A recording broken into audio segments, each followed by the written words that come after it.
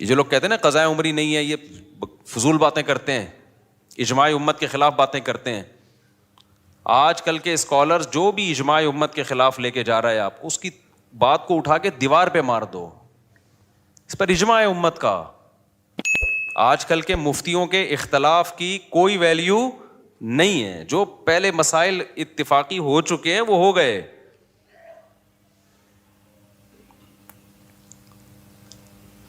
تو آپ کیا سمجھتے ہو کہ آپ نے نماز کی توبہ کر لی، اللہ معاف کر دے گا؟ اللہ کہے گا معاف کر دوں گا. معاف کیا کروں گا؟ ٹائم پہ پڑھنی تھی نہیں پڑھی، یہ جرم معاف کر دوں گا. لیکن جو دین آپ کے ذمے ہے وہ کوئی مفتی یا مذہبی اسکالر معاف نہیں کر سکتا. اس میں ہمارے پاس اللہ کی طرف سے دلیل ہوگی. یہ لوگ جو کہتے ہیں نا قضاء عمری کی کوئی دلیل دو، ان سے بولو معافی کی دلیل دو آپ، کہ بغیر پڑھے نمازیں معاف ہو جاتی ہیں. تم کہاں سے اللہ کی طرف ایک ایسی چیز کی نسبت کر دیتے ہو جس کا اللہ نے کوئی ذمہ داری نہیں لی ہے؟ کتنا بڑا جرم کیا، نماز کو ساقط کر دیا بغیر کسی دلیل کے. ہے بھائی، دیکھو جس کا حق ہے اس کو حق ہے نا کہ وہ ساقط کر دے. مثال سے بات سمجھاتا ہوں. آپ نے مجھ سے 1,00,000 روپے لیے اور پی گئے. آپ نے کہا تھا 1 مہینے بعد دوں گا. بھائی یہ بچوں کو خاموش کروائیں اوپر، ٹھیک ہے نا. آپ نے مجھ سے 1,00,000 روپے قرض لیے. قرض کس کا تھا؟ میرا. آپ نے کہا 1 مہینے بعد دوں گا. آپ 1 مہینے بعد نہیں دے رہے، ترسا رہے ہیں، تڑپا رہے ہیں. 6 مہینے گزر گئے. مجھے بہت غصہ آ رہا ہے کہ آجا، پکڑائی میں آئے گا تو نہیں چھوڑوں گا میں تجھے. اور میں نے کہا اب تو 6 مہینے بعد لے کے بھی آئے گا نا، پیسے تو لوں گا لیکن سزا دوں گا تجھے، کیونکہ تو نے اتنا ڈیلے کیوں کیا. آپ نے سوری کر لی 6 مہینے بعد کہ یار معافی چاہتا ہوں یار. اب جب آپ نے سوری کی ہے، میں نے کہا چلو بھائی اب یہ قرض لے آئے گا، اب میں اس پہ غصہ نہیں ہوں گا کیونکہ میں نے اس کو معاف کر دیا. یہ جو ڈیلے کیا نا معاف کر دیا. تیسرا بندہ اٹھ کے اس کو جا کے کہتا ہے اب تو پیسے نہ دے، اب تو پیسے، مفتی صاحب کے پیسے نہ دے. اگلا کہتا ہے بھائی کیوں نہیں دوں، ایک تو میں نے ڈیلے کیا، اب بھی میں نہ دوں. تو وہ اگلا بندہ کہتا ہے بھائی اس کی کیا دلیل ہے کہ تیرے ذمے مفتی صاحب کے پیسے ہیں؟ اس پہ کوئی حدیث، اس پہ کوئی قرآن کی آیت کہ تو نے ابھی بھی دینے ہیں؟ تو یہ سمجھدار ہوگا تو کیا کہے گا؟ بھائی یہ معاف کرنے کا حق اس کو ہے جس نے پیسے دیے ہیں، یہ تھرڈ پرسن کو بولو نہیں ہے.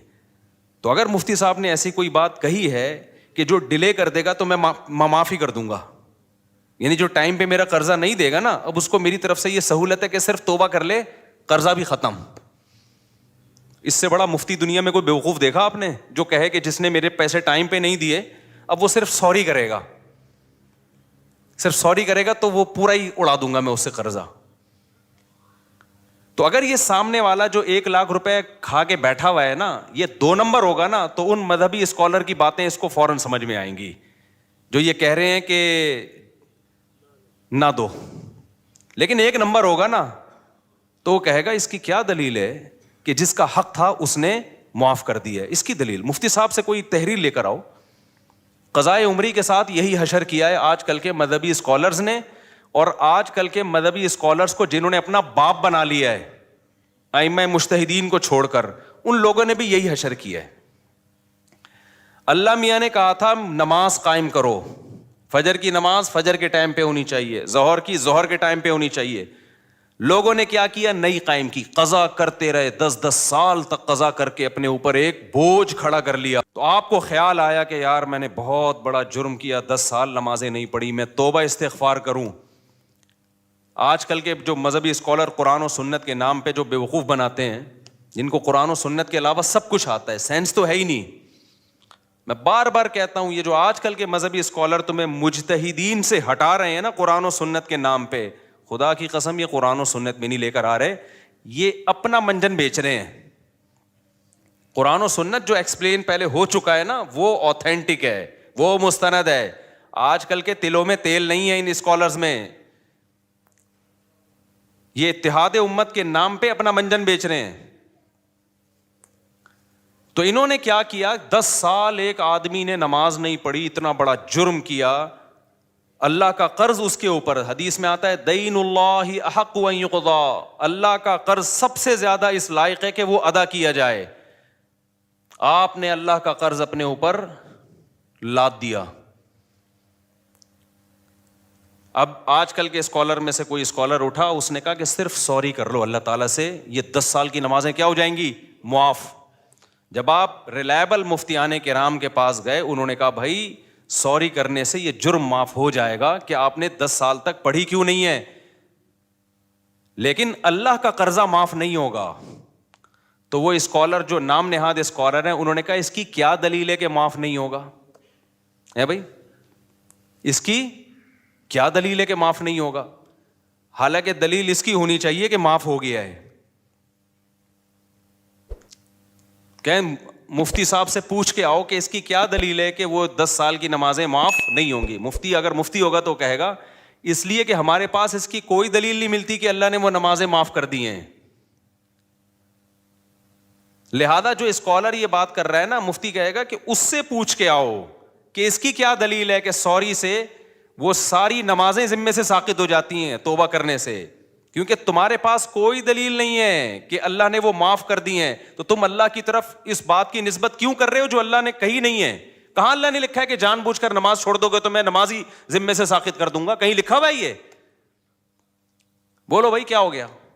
کہیں ہے قرآن میں حدیث میں کہ جو 10 سال چھوڑے گا تو خالی سوری سے اس کا قرضہ معاف کر دوں گا؟ آپ خود قانون ساز بن گئے ہو. لوگ کہتے ہیں کہ جی حرج بہت ہے 10 سال کی نمازیں پڑھنے میں, اور اسلام میں تنگی نہیں ہے. حرج جب ہے جب 10 سال کی نمازیں ایک دن میں ہو. 10 سال کی نمازیں 10 سال میں کر لو بھائی.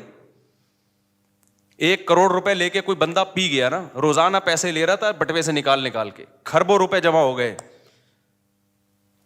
تو جب تک جس کے پیسے چرائے ہیں وہ معاف نہ کرے اور آپ کے پاس دلیل نہ ہو کہ اس نے معاف کر دی ہیں, کیا وہ کروڑوں روپے معاف ہوں گے اس بیس پہ کہ یہ حرج ہے ان کروڑوں کے ادا کرنے میں؟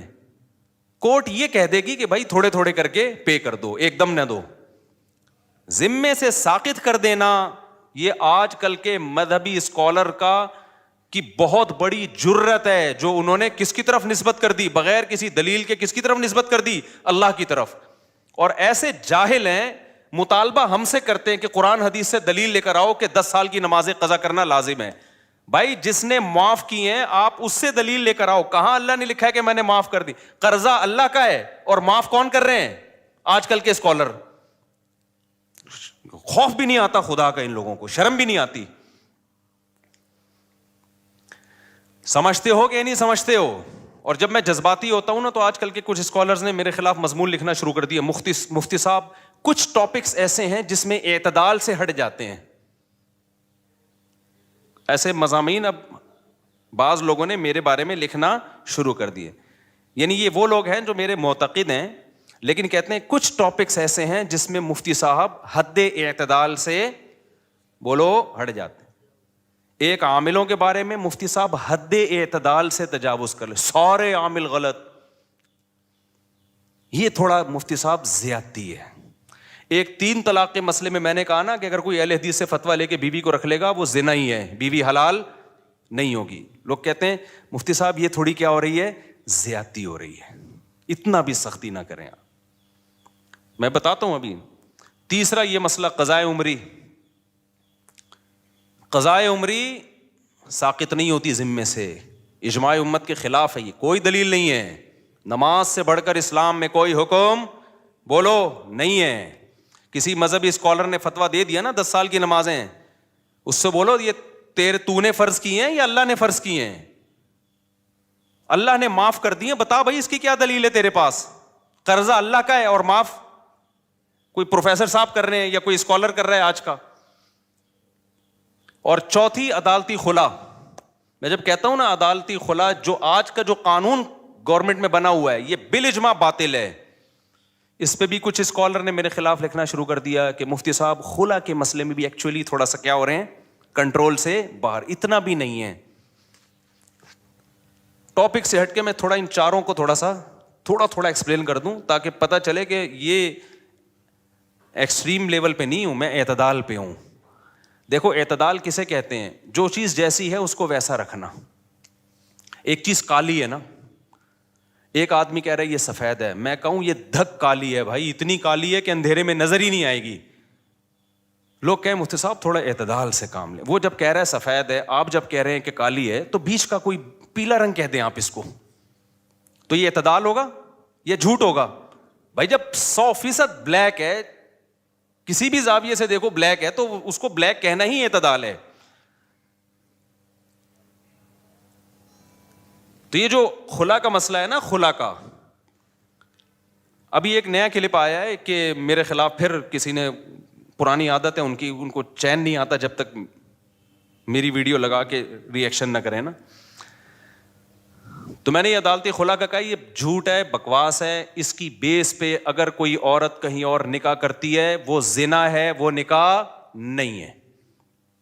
چند کنڈیشن ایسی ہیں جس میں ہم اس خلا کو معتبر مانتے ہیں, وہ ہیں, وہ تو میں بتا چکا ہوں. چند کنڈیشن ایسی ہیں, لیکن علی الاطلاق کورٹ کے پاس یہ حق ہو جائے کہ عورت جب جائے کورٹ اس کو خلا کی ڈگری پکڑا دے. جیسے کہ لا یہی ہے,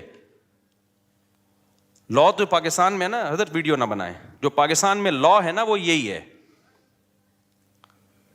کہ جج پابند ہے کہ وہ خلا دے گا. یہ خلا کلعدم ہے, اس کی کوئی حیثیت بولو نہیں ہے. اس پہ مشہور زمانہ اسکالر نے ابھی دوبارہ میرے خلاف کلپ بنایا کہ مشکات کی اتنی حدیثیں اور فلانی اتنی حدیثیں ہیں. ایک حدیث مشکات کی یا پورے ذخیرے حدیث میں, میرا چیلنج ہے خدا کے لیے مارکیٹ میں لے آؤ یار. ہمارے کان ترس گئے ہیں, آنکھیں ترس گئی ہیں. کوئی ایک حدیث ایسی نہیں ہے جس سے پتہ چلتا ہو کہ عورت کو طلاق کا یا نکاح ختم کرنے کا حق ہے بذریعہ کورٹ. شوہر ظلم کر رہا ہو نا مخصوص نوعیت کا, اس کی بات میں نہیں کر رہا, وہ تو میں بھی مانتا ہوں.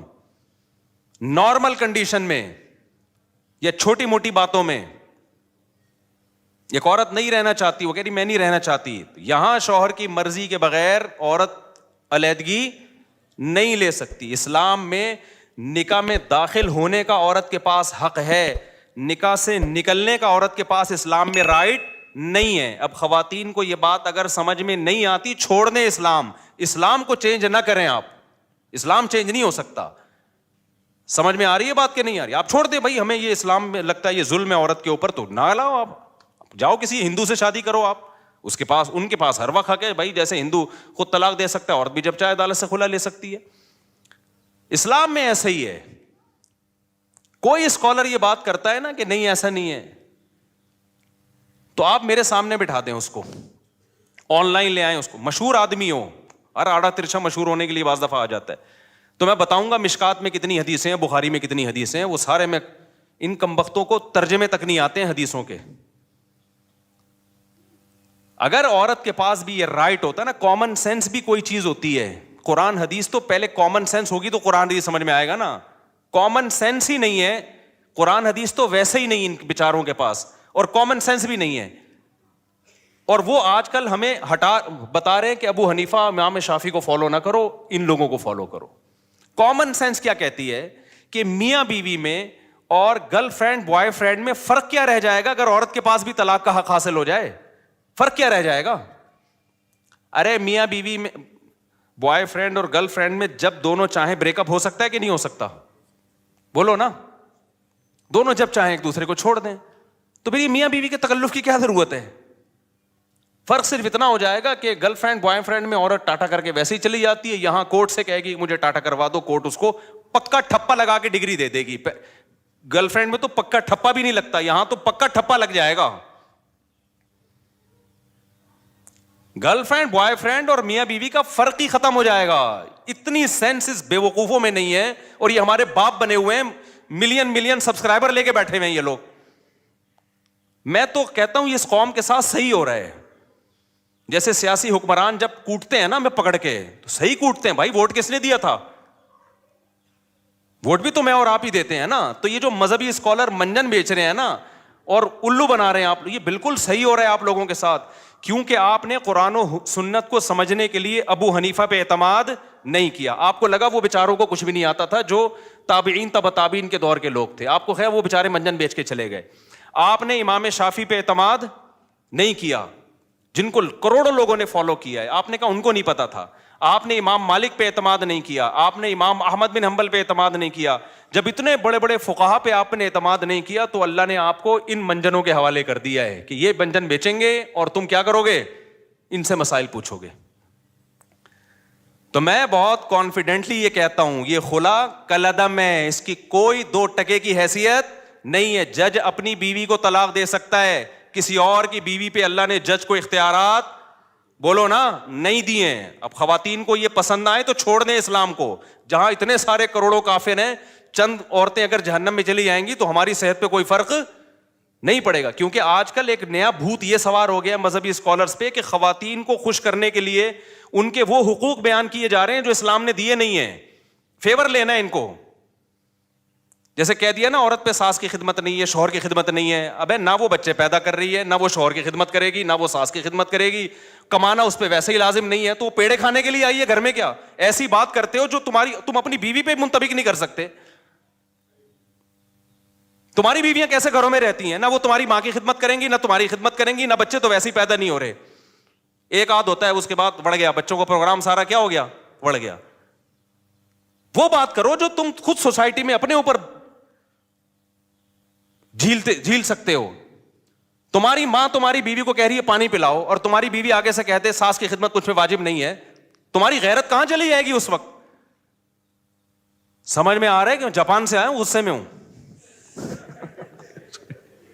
کیونکہ وہاں میں نے خاندانی نظام دیکھا ہے تباہ ہوتے ہوئے. یہ نہیں قسم کے لوگ وہاں بھی براڈ مائنڈیڈ پیدا ہوئے, بیڑا ہی غرق کر دیا پورے سسٹم کا. جو اسلام نے عورت کو حقوق دیے ہیں وہ بڑے خاندانی حقوق ہیں. ان حقوق کی بات کرو بھائی, جو حقوق اسلام نے دیے ہیں. اسلام نے یہ کہیں نہیں کہا کہ تمہاری بیوی نہ تمہاری ماں کی خدمت کرے گی, نہ تمہاری روٹی پکا کے کھلائے گی. اسلام نے کہا ہے بھائی خرچہ تمہارے ذمے ہے. نبی صلی اللہ علیہ وسلم نے محبت سکھائی ہے اپنی زوجہ کی کہ جہاں سے امی عائشہ برتن سے منہ لگا کے پانی پیتی, وہیں سے آپ بھی محبت کا اظہار کرتے. کبھی آپ نے اپنی بیویوں کو مارا پیٹا نہیں ہے, ہاتھ نہیں اٹھایا, برداشت کیا. اونچ نیچ ہر گھر میں ہوتی ہے. اپنے ساتھ سفر میں لے کے جاتے تھے, دعوت میں لے کے جاتے تھے. یہ حقوق ہیں جو اسلام نے دیے, یہ والے دو بھائی. تم کیا سکھا رہے ہو ان کو کہ جب منہ اٹھائے وہ عدالت میں جاری ہے؟ کیوں عورت نے, اسلام نے عورت کو رائٹ دیا خلا کا. عورت کو جو خلا کا رائٹ دیا ہے, خلا ایک ایگریمنٹ ہے. رائٹ کا مطلب یہ کہ عورت اگر یہ نہیں رہنا چاہتی تو شوہر سے ڈیورس کا مطالبہ کر سکتی ہے مہر کی معافی پہ, کہ میں مہر چھوڑتی ہوں, مجھے طلاق دے دو. اس مہر چھوڑ کے طلاق لینے کو خلا کہا جاتا ہے. یہ ایگریمنٹ ہے. جب تک شوہر راضی نہیں ہوگا, یہ ایگریمنٹ دونوں طرف سے ہوتا ہے. یہ قرآن سے بھی پتہ چلتا ہے, حدیث سے بھی پتہ چلتا ہے, بخاری مسلم. اور یہ جو اسکالر نے کہہ دیا نا کہ مشکات پر اتنی حدیثیں ہیں, میرا چیلنج ہے ایک حدیث آپ ترجمہ کر کے بتا دو جس سے آپ کا والا خلا جو آپ ثابت کرنا چاہتے ہو وہ ثابت ہو جائے. تو میں جب کسی پہ اتنا مضبوط دعویٰ کر رہا ہوں نا تو پھینک نہیں رہا ہوتا میں بیٹھ کے یہاں. سمجھ میں آ رہی ہے بات؟ ایک دوسری بات عاملوں کے بارے میں. ابھی ہمارے ایک دوست ہیں حضرت یعنی کیا نام ہے, مجھ سے جونیئر ہیں اگرچہ کافی وہ, لیکن کافی پازیٹیو کام کر رہے ہیں. مفتی رشید احمد خورشید صاحب ہیں مجھ سے کافی جونیئر, لیکن ماشاءاللہ بہت اچھا کام کر رہے ہیں, پازیٹیو. ان سے کسی نے سوال پوچھا کہ مفتی طارق مسعود صاحب عاملوں کے بہت خلاف ہیں, بہت ایکسٹریم لیول پہ گئے ہوئے ہیں. انہوں نے اپنے حساب سے جواب دیا کہ بھائی وہ تھوڑا سارے غلط نہیں ہیں, کچھ ان میں ٹھیک بھی ہیں. عاملوں کے بارے میں سارے غلط نہیں ہوتے, کچھ ان میں بولو ٹھیک. ایک تو یہ بات بھی کی کہ بھائی رقیہ تو اسلام میں ثابت ہے, تو میں رقیہ کا تو میں منکر نہیں ہوں بھائی. دم تو مسجد کے امام سے کروا لو, جن چڑیل بھوت بھی کسی پہ کروڑوں میں کسی 2-4 پہ آ سکتا ہے, تو کسی بھی نیک آدمی سے دم کروا لو. اور حضرت مفتی موسیٰ روحانی بازی رحمۃ اللہ علیہ وہ عامل نہیں تھے, خدا کے لیے ان کو بدنام مت کرو, وہ عامل نہیں تھے. یہ ان کی کرامت تھی کہ کوئی بھی کچھ لکھ کے دے دیا کرتے تھے. اللہ ان کو دعا تھی, ان کی ماں کی یا کسی بزرگ نے انہوں نے خدمت کی تھی, غالباً ان کی والدہ نے ان کے لیے دعا کی تھی کہ تو کسی کے لیے کچھ بھی لکھ کے دے دے گا اللہ اس کو پورا کر دے گا. تو اہل اللہ کے ساتھ الگ معاملات ہوتے ہیں, وہ عامل نہیں تھے. میں نے یہ بات بیان میں کہی تھی, ان کے بیٹے نے آ کے پھر جامعۃ الرشید میں بتایا کہ واقعی میرے والد صاحب عامل نہیں تھے. یہ کرامت تھی ان کی کہ کسی کو بھی کچھ لکھ دیا تو بس وہ ہو گیا. کرامت کے تو پھر کچھ بھی ہو سکتا ہے نا. تو یہ جو ان کا بھی بیان آیا اپنے لحاظ سے انہوں نے ٹھیک کہا, اپنے لحاظ سے, کہ عامل جو ہے ایکچولی کچھ یوں بھی ہوتے ہیں, کچھ 1-8% صحیح بھی ہوتے ہیں, 1% بھی صحیح نہیں ہوتا. اگر مجھے ایک بندہ عاملوں میں صحیح مل جائے نا, میں عجائب گھر میں رکھواؤں گا, 1 کروڑ روپے کا ٹکٹ لگاؤ اس کے اوپر, کیونکہ ایسی چیزیں مارکیٹ میں ہے ہی نہیں. آپ کہہ سکتے ہیں وہ بھی آپ سے جونیئر ہیں, اور اچھا آپ خود کہہ رہے ہو کہ بھئی جامعہ کے ٹیچر ہیں, استاذ ہیں, تو کیا وہ غلط بول رہے ہیں؟ وہ غلط بول رہے ہیں. ٹھیک ہے. اب آپ کہہ سکتے ہو کہ بھائی اس کا مطلب وہ صحیح عالم نہیں ہے. بھائی اس کا علم دین سے تعلق نہیں ہے, سمجھ رہے ہو؟ علماء سے وہ چیزیں پوچھیں جن کا دین کے علم سے تعلق ہے. نکاح طلاق کے مسائل, وراثت کے مسائل. عامل صحیح ہوتے ہیں, غلط ہوتے ہیں, یہ قرآن و سنت کا مسئلہ نہیں ہے, یہ مشاہدے کا مسئلہ ہے. ان کی عمر کم ہے, میرے تجربہ زیادہ ہے, ہم نے ایک بھی نہیں دیکھا ڈھنگ کا, بہت تلاش کیا, بہت تلاش کیا. اور میں جو کہتا ہوں وہ سارے 2 نمبر ہوتے ہیں. اس کا مطلب یہ نہیں ہے سارے برے ہوتے ہیں, ان میں کچھ نیک بھی ہوتے ہیں, تھوڑے سے نیک بھی ہوتے ہیں, لیکن اوپر کی سیٹنگ ان کی خراب ہوتی ہے, پاگل ہوتے ہیں. عملیات کر کر کے کھوپڑی خراب ہو جاتی ہے, ان کو جن چڑیل بھوت اس لیے نظر آتے ہیں کیونکہ کھوپڑی کام نہیں کر رہی ہوتی.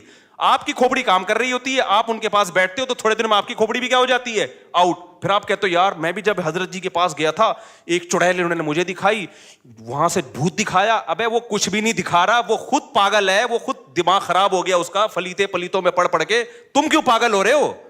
اس کے پاس جانے سے پہلے کبھی تمہیں یہ نظر آتا تھا چڑیل اور بھوت تمہیں نظر آتے تھے کبھی؟ تو یہ منجن ہمارے سامنے, کسی عامل کے باپ میں دم ہے, آئے ایک جن چڑیل بھوت میرے سامنے لا کے دکھائے. بکواس ہے, یہ منجن ہے. میں اتنا کانفیڈنٹلی جب ان کے اور مفتی رشید احمد خورشید تو ہم سے بہت جونیئر ہیں, اس بارے میں میں اپنے اکابر کو نہیں مانتا. نہیں آ رہی میرا خیال ہے بات سمجھ میں؟ میں اپنے بزرگوں کو نہیں مانتا اس بارے میں. آپ کہہ سکتے ہو اچھا آپ اپنے بزرگوں سے بھی آگے نکل گئے. بھائی میں میڈیکل سائنس سے اپنے بزرگ سے آگے جا سکتا ہوں, میں ڈرائیونگ میں اپنے بزرگ سے آگے جا سکتا ہوں, میں دین کے علم میں اپنے بزرگ سے آگے نہیں جا سکتا. دین کے علم کی جہاں بات ہوگی میں اپنے بزرگوں کے سامنے ہتھیار ڈالوں گا. بھائی ان کا علم ہمارے علم سے زیادہ, ان کا تقویٰ ہم سے زیادہ. عاملوں کا تعلق علم دین سے نہیں ہے. یہ عامل ہندو پنڈتوں میں مسلمانوں سے زیادہ ہوتے ہیں, پادریوں میں زیادہ ہوتے ہیں, جن چڑیل بھوت بھگانے والے. اس کا تعلق ہے مشاہدے سے. یہ الو بنانے کی مشینیں ہیں, خود کچھ بیوقوف بن چکے ہوتے ہیں تو منجن بیچ رہے ہوتے ہیں. تو یہ کانفیڈنٹلی کہہ رہا ہوں میں, کانفیڈنٹلی. ایسا نہیں ہے کہ ہوائی ایک دم صبح اٹھا تو عاملوں کے خلاف تقریر شروع کر دی. کوئی بھی ڈھنگ کا نہیں ہے, ان سے دور رکھو اپنے آپ کو. اور اگر نہیں رکھا نا تم نے, باتوں میں آ گئے کہ جی وہ حضرت جی ان کے, ابے میں نے بڑے بڑے بزرگوں کو دیکھا ہے کہ ان لوگوں نے الو بنایا ہے. مفتی رشید احمد خورشید تو بےچارے ابھی نئے نئے آئے ہیں مارکیٹ میں. ہم نے بڑے بڑے بزرگوں کو دیکھا, ان عاملوں نے ان کو الو بنا دیا. میں بزرگوں کا نام لینا مناسب نہیں سمجھتا, وہ پھر بے ادبی ہے, ورنہ بڑے بڑے بزرگوں کو ان لوگوں نے الو بنایا. آپ کس کھیت کی مولی ہو؟ ہاں کانفیڈنس ہونا چاہیے انسان میں, ان کو سمجھنے کے لیے تھوڑا سا اعتماد ہونا چاہیے, پھر ان کا پتہ چلتا ہے. یہ بہت, اور یہ سعودی عرب کی مثالیں, اب امام کعبہ کو جن چڑیل بھوت, یہ منجن بہت ہم پہلے دیکھ چکے ہیں. میں نے بڑے بڑے بیوقوف دیکھے ہیں جو امام حرموں کے جا کے جن اتار رہے ہیں, وہ امام حرم کو بیوقوف بنا رہے ہوتے ہیں. آپ کہہ سکتے ہو وہ امام حرم بھی بیوقوف بن گئے, تو بھائی جب ان کی فیلڈ نہیں ہے تو بن سکتے ہیں وہ. یہ ہو نہیں سکتا کوئی ڈاکٹر امام حرم کو غلط ٹیکا لگا کے آ جائے. اس کا امام حرم سے کیا تعلق ہے؟ بھائی ڈاکٹر فراڈی تھا, اس نے غلط ٹیکا لگا دیا, یا اناڑی تھا. یعنی عاملوں کا منجن یہ ہر جگہ بک رہا ہے. اور اس میں جہاں بھی مذہبی, میں بھی جاپان گیا نا, وہاں جن چڑیل بھوت بالکل بھی نہیں تھے. مجھے کسی نے بتایا کہ حضرت ایسا نہیں ہے, یہاں بھی ہوتے ہیں. میں نے کہا یہ وہیں ہوتے ہوں گے جہاں ان کے مذہبی رہنما بیٹھتے ہوں گے. انہوں نے کہا بالکل ایسا ہی ہے, کیونکہ وہ بدھسٹ ہے نا. میں نے کہا جو ان کے مندروں میں جاتا ہے نا بدھسٹ, جاپانی سائنسدان جاتا ہوگا عبادت کرنے, اسی پہ جن بھی آئے گا, اسی پہ بھوت بھی, اسی پہ جاپانی چڑیلیں. کیونکہ یہ منجن چڑیل بھوت کا, جادو ٹونے کا مذہبی طبقے میں بکتا ہے, چاہے وہ عیسائی ہو, چاہے وہ مسلمان ہو, چاہے وہ ہندو ہو, چاہے وہ بدھسٹ ہو. جو مذہبی نہیں ہے نا, سیکولر لوگ ہیں, ان میں یہ منجن بکتا نہیں ہے. نہیں آ رہی میرا خیال ہے بات سمجھ میں؟ کیونکہ جادو بہرحال برحق ہے. اب چونکہ مذہبی لوگوں کو ہے کہ ہے, اب اس امکان کی بیس پہ کوئی بھی الو بنا دے. مثال کے طور پر ایک بیماری ہے جس کا وجود ہی نہیں ہے, اس میں الو بنانا مشکل کام ہے. ایک بیماری ہے جو کروڑوں میں کسی ایک کو ہو سکتی ہے, اس میں ہو سکنے کی بیس پہ الو بنانا آسان ہو گیا کہ نہیں ہو گیا؟ تو اس بیس پہ کہ بھائی نبی پہ بھی تو جادو ہو گیا تھا, تو فلانے پہ کیوں نہیں ہو؟ ابے فلانے پہ ہو سکنے کی بات نہیں, ہوا ہے کہ نہیں ہوا؟ یہ اس نے کیسے بتا دیا کہ اس پہ جادو ہوا ہے؟ اس کو کیسے پتا چل گیا؟ کوئی بھی اٹھ کے بولتا رہے.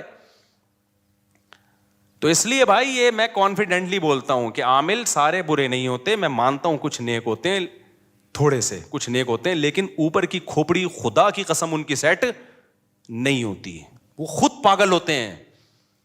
کوئی ایک پاگل نہ ہو تو مجھے بتاؤ, یا اگر پاگل نہیں ہے تو فراڈی ہے, پھر وہ بہت بڑا فراڈی ہے. دیکھو جو چھوٹے فراڈی ہوتے ہیں ان کو پکڑنا آسان ہوتا ہے. کاش یہ بات آپ لوگوں کی سمجھ میں آ جائے, بڑے بڑے فراڈیوں کو پکڑنا بہت مشکل ہوتا ہے. اور مجھے حوالے نہ دیا کرو حضرت جی فلاں حضرت فلاں کے ہم بہت اعتقاد ہے, لیکن دین کے علم کے معاملے میں تقوی میں ہم ان پر اعتماد کرتے ہیں, عاملوں کے منجن میں ہم ان پہ اعتماد بولو نا نہیں کرتے. باقی جادو برحق ہے, جنات بھی آ سکتے ہیں, کروڑوں میں کسی ایک پہ آ جاتا ہے, تو اس کا علاج یہ ہے کہ سورہ فلق سورہ ناس پڑھ کے دم کرو, یا مسجد کے امام یا کسی نیک آدمی سے دم کرا لو بس. اس سے آگے بڑھنے کی کوشش کرو گے تو معاملہ پروگرام بڑھ جائے گا, وقتی طور پہ ٹھیک ہو جاؤ گے, پھر دوبارہ چڑیل آئے گی, پھر تمہاری نسلیں برباد ہو جائیں گی. فلیتے پلیتے, ایک دھاگا یہاں پر فلیتا, اتنا عذاب میں مرو گے بھی سالے, اسی مصیبت میں مرو گے تم. ان فلیتوں پلیتوں سے جان نہیں نکلے گی تمہاری کبھی. ہمارے یار اللہ نے اتنے ہمیں اولادیں دی ہیں, ہمارے گھر میں بچے بیمار بھی ہوتے ہیں, صحت بھی ہوتی ہے, ہم نے تو کبھی نہ کوئی فلیتا نہ کوئی پلیتا نہ کسی عامل نہ میں نے تو عاملوں کو چیلنج کیے, تیرے باپ میں دم میں تو آ یار, 2-4 چڑیل بھوت ہمارے گھر بھی بھیجنا. یہ منجن انہی لوگوں کو بکتا ہے جو ان لوگوں کو مانتے ہیں, اور یہ صرف مسلمانوں میں نہیں ہے, یہ ہندوؤں میں بھی ہیں. یہ مذہبی لوگوں کا منجن ہے. سیکولر لوگ تمام تر عیبوں کے باوجود اس عیب سے بچے ہوئے ہیں. انگریز سیکولر ہے نا, وہ جب راکٹ بھیجتا ہے نا چاند پہ, پھٹ گیا تھا نا ایک دفعہ راکٹ بھیجا تھا, اگر وہ پنڈت جی کے سے دم کروا کے یا کسی مسلم اسکالر سے دم کروا کے بھیجتا نا, تو کہتا ہے یہ اس دفعہ کچھ چڑیل نے کچھ اوپر جا کے کیا ہے. ان کے سارے سائنسدان بکرے کاٹ رہے ہوتے وہاں بیٹھ کے. انہوں نے دیکھا یار جب تباہی ہوئی ہے تو کوئی نہ کوئی لاجک ہوگی, اس کی لاجک کو تلاش کرو. میاں بیوی کی لڑائیاں ہیں, معاملات صحیح نہیں ہیں, جب لڑائیاں ہو رہی ہیں تو انسان کے بچے بنو نا, دیکھو غلطی کس کی ہے, کون پہلے بدتمیزی سے بات شروع کرتا ہے, پھر لڑائی ہوتی ہے. عاملوں نے یہ دھندا ہی سارا ختم کر دیا. عاملوں نے بولا اپنی غلطی کی اصلاح مت کرو, اصل میں تمہاری ساس نے تمہارے اوپر چڑیل بھیجی ہوئی ہے. بجائے اس کے کہ آدمی دیکھے کہ نتائج غلط جو نکل رہے ہیں تو میں ٹھیک ہو جاؤں یا بیگم ٹھیک ہو جائے, وہ اپنے آپ بارے میں سوچے یہ کیوں جھگڑا ہو رہا ہے. نہ بھائی, وہ تعویذ رکھا ہوا ہوگا بیل میں. 15-16 سال پرانی بات ہے, مجھے پتا تھا یہ بہت نالائق ہے نا, لڑ رہے تھے بدتمیز سے, دونوں ایک نمبر کے, شادی سے پہلے ہی بدتمیزی میں مشہور تھے. تو ظاہر ہے جب شادی بھی ہو گئی تو پھر تو بدتمیزی انتہا کو پہنچے گی, لڑائی جھگڑے ہی نہیں ختم ہو رہے. لڑکی کا بھائی چلا گیا کسی بزرگ کے پاس, وہ بزرگ بھی ہمارے ہاں بڑے بزرگ سمجھے جاتے ہیں. افسوس تو اس پر ہے نا, میں 2 نمبر عاملوں کے خلاف نہیں بولتا, یہ ذہن میں رکھو, میں 1 نمبر کے خلاف بولتا ہوں. یہ بھی میری بات کو نا غلط لے جاتے ہیں. 2 نمبر تو سب مانتے ہیں 2 نمبر ہیں, جو 1 نمبر ہیں وہ بھی 2 نمبر ہیں, میں ان کے خلاف بول رہا ہوں.